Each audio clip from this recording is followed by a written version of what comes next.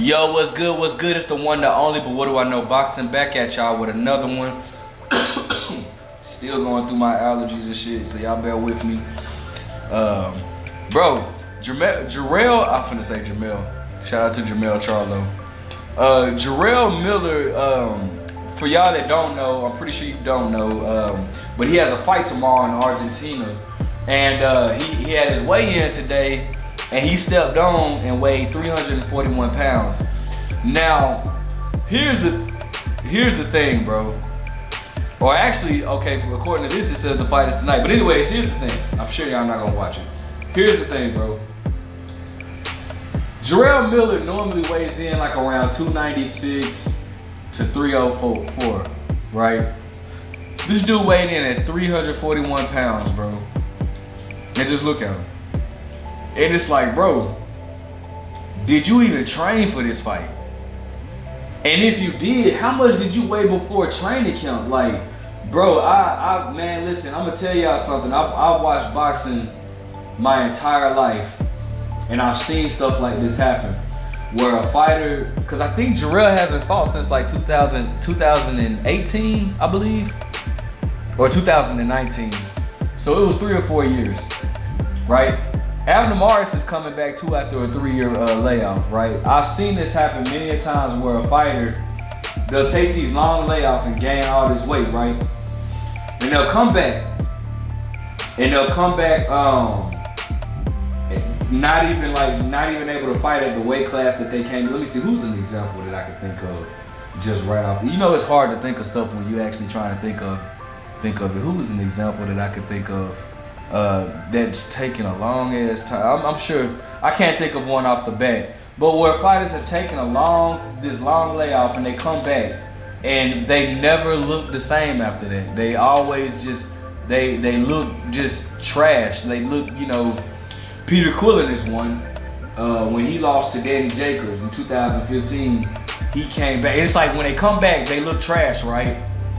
Adrian Broner is another one. They come back and look trash, right? And then I've seen it where they look trash against opponent, right? And they barely get by, and it's like normally the next fight after that, they fight somebody that's somewhat good and they end up losing or something like that.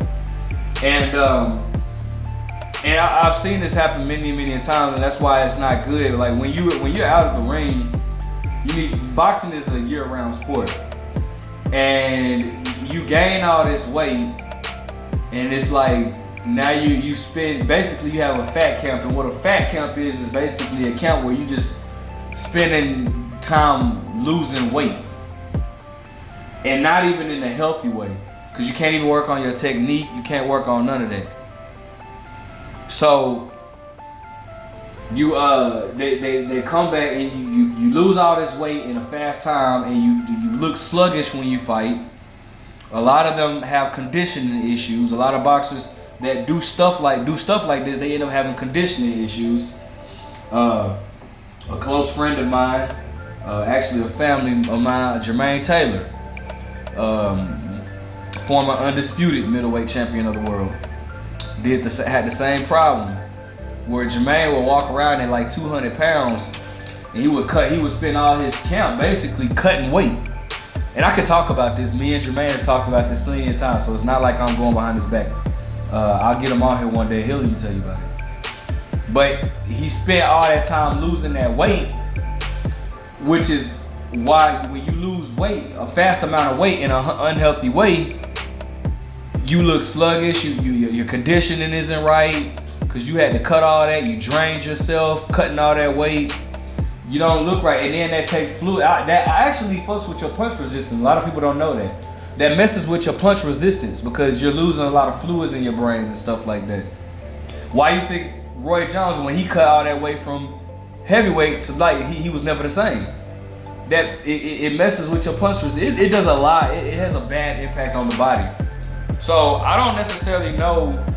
I wouldn't be. I mean, Jarrell probably. I wouldn't be surprised if he got beat or if he won a very ugly decision in his fight tomorrow. I'm gonna post his weigh-ins just so y'all can see the amount of weight that he's gained. Like, comment, subscribe. But what do I know?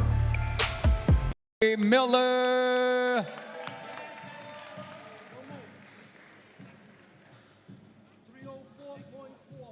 304.4 pounds. Miller.